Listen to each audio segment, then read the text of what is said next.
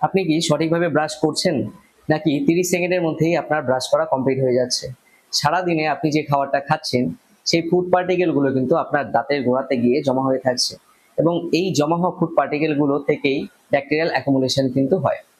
এই ব্যাকটেরিয়াল অ্যাকুমুলেশনগুলো থেকেই তৈরি হয় প্লাক, ক্যারিস এবং ব্যাড ব্রিথ, যেটাকে আমরা হ্যালিস্টোসিস বলি। এই কারণেই ডক্টররা বলে থাকে 2 minutes of brushing 2 Times a day, অর্থাৎ দিনে দুবার করে ব্রাশ করুন এবং প্রত্যেকটা ব্রাশ 2 মিনিট সময় ধরে করুন। মনে রাখবেন, সকালের ব্রাশ রাতের ব্যাকটেরিয়াকে দূর করে, এবং রাতের ব্রাশ আপনার সারা দিনে দাঁতের গোড়াতে যে ফুড পার্টিকেলগুলো জমা হয়েছে সেই ফুড পার্টিকেলগুলোকে দূর করে। এই কারণেই রাতের ব্রাশ করাটা কিন্তু বেশি গুরুত্বপূর্ণ।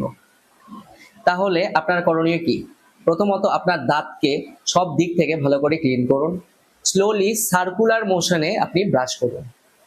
মাথায় রাখবেন, টাং ক্লিন করাটা কিন্তু অনেকটা ইম্পর্টেন্ট, তাই টাং ক্লিন করতে ভুলবেন না, এবং 2 মিনিট সময় ধরে অ্যাটলিস্ট ব্রাশ করুন।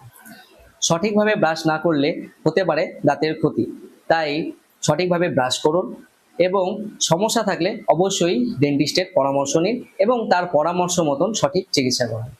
Thank you and share for strangers.